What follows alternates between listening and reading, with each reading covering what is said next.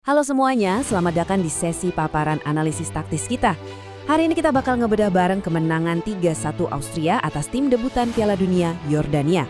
Kalau lihat di atas kertas aja, rasanya laga ini bakal berat sebelah ya kan? Tapi fakta di lapangan, wah kita bener-bener disuguhi pertarungan taktis yang super terbuka dan penuh kejutan. Coba tebak, angka apa ini? 33. Itu adalah total kombinasi sentuhan bola di dalam kotak penalti dari tim Austria dan Yordania. Dan ingat, ini cuma di babak pertama aja loh. Angka ini tuh seakan jadi cetak biru pertandingannya. Nggak ada cerita tim yang merasa inferior atau milih parkir bus. Ini murni pertarungan terbuka dan agresif dari menit pertama. Nah, untuk menu taktis kita hari ini, kita bakal mulai dari keberanian debutan Yordania, lalu gol roket Austria, momentum transisi dan VAR, bencana gol bunuh diri, lanjut ke bedah statistik laga, dan ditutup dengan konstelasi papan atas grup J. 1. Keberanian sang debutan Yordania, tampil tanpa rasa takut. Sebagai tim debutan, Yordania ini asli nggak kelihatan canggung sama sekali. Mereka berani bawa mentalitas menyerang dari kualifikasi AFC, di mana mereka sukses nyetak rekor 32 gol. Pendekatan agresif ini kayak ngelanjutin tren mematikan dari para debutan Piala Dunia 2026 lainnya, seperti Curaçao atau Tanjung Verde. Mereka ngebuktiin kalau tim debutan itu punya daya kejut taktis yang nggak bisa diremehin. 2. Gol roket pembuka Austria yang memecah kebuntuan. Kalau kita pantau secara kronologis, momentum laga ini tuh ngayun liar banget. Beneran kayak roller coaster. Mulai dari gol pembuka, balasan yang super cepat, drama intervensi VAR, sampai akhirnya ada petaka gol bunuh diri di babak kedua. Yuk kita bedah satu-satu momen krusialnya. Masuk menit ke-21. Pas Yordania lagi asyik-asyiknya nekan, kualitas individu justru ngancurin sistem mereka. Romano Schmid nerima umpan pantul atau layoff yang ciamik banget dari Xaver Schlager dan boom! Dia ngelepasin roket ke sudut kanan atas.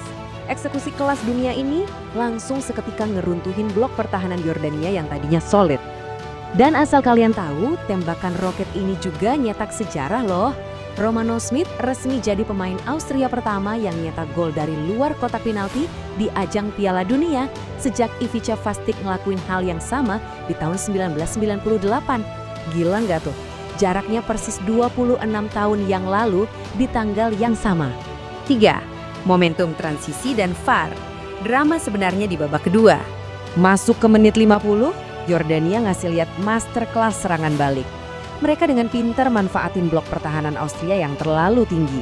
Nur Al-Rawabdah ngirim umpan progresif yang akurat banget ke ruang terbuka, terus Ali Olwan tanpa ampun ngeeksploitasi ruang itu, belah lapangan, dan finishingnya, wah tembakan melengkung ke tiang jauh yang cantik banget. Austria bener-bener dihukum elegan karena lambatnya transisi negatif mereka. Tapi laga malah makin liar nih. Di menit 67 Marko Arnautovic pasti udah mikir dia sukses balikin keunggulan buat Austria. Eits, tunggu dulu, teknologi berbicara. VAR ngebatalin gol itu karena ternyata di fase build up, Stefan Posch ketangkep handball. Momentum Austria yang tadinya udah naik, langsung ketahan dramatis. 4. Bencana gol bunuh diri. Petaka di lini belakang. Sayangnya, petaka beneran buat Yordania datang dari skema bola mati di menit 76. Tendangan sudut melengkung dari Marcel Sabitzer awalnya meleset dari Arnautovic. Tapi apasnya, bola malah ngebentur punggung Yazan Al-Arab dan belok masuk ke gawangnya sendiri. Insiden nyesek ini nih yang nyedot abis sisa tenaga Yordania, yang secara fisik emang udah mulai keteteran. Nah, kalau ditarik ke konteks turnamen, ini tuh bukan sekedar momen apes birasa. Ini udah jadi gol bunuh diri kelima di Piala Dunia 2026. Kayaknya intensitas kali pressing dan tensi super tinggi di kotak penalti sukses bikin para bek gampang panik ya.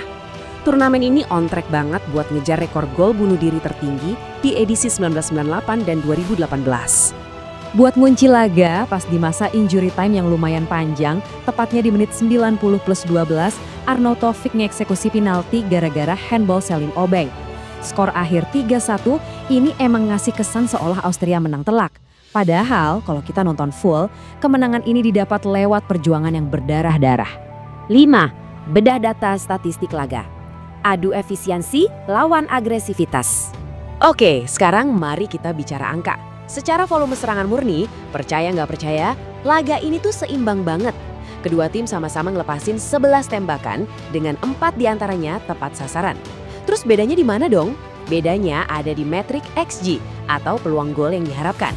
XG Austria ada di angka 1,66 yang jujur aja terdongkrak drastis gara-gara penalti ya, berbanding 0,53 milik Yordania. Data ini ngebuktiin secara taktis Yordania itu bisa ngimbangin. Tapi Austria keluar sebagai pemenang karena mereka jauh lebih klinis di sepertiga akhir lapangan. 6. Konstelasi papan atas grup J, proyeksi klasemen sementaranya. Kalau kita ngintip papan atas grup ini, kontrasnya kelihatan tajam banget. Austria emang ngantongin 3 poin, tapi lewat performa yang kurang meyakinkan dan cuma ngandelin momen efisiensi aja. Beda jauh sama sang juara bertahan, Argentina. Mereka juga dapat 3 poin absolut, tapi lewat kemenangan 3-0 yang sangat dominan atas Aljazair, dan gilanya lagi, itu semua didorong sama hat-trick magis bersejarah dari Lionel Messi. Jadi ini ninggalin satu pertanyaan gede buat kita. Dengan celah di lini pertahanan yang masih gampang dieksploitasi dan skema serangan yang kerap buntu, mampukah efisiensi Austria yang kurang meyakinkan ini bertahan waktu mereka harus ngadepin gempuran Argentina dan Lionel Messi di laga penentu nanti? Austria jelas punya banyak PR taktis kalau mau bertahan di kompetisi ini. Oke, itu aja paparan kita kali ini. Teruslah kritis dalam ngebaca permainan dan sampai jumpa di analisis berikutnya.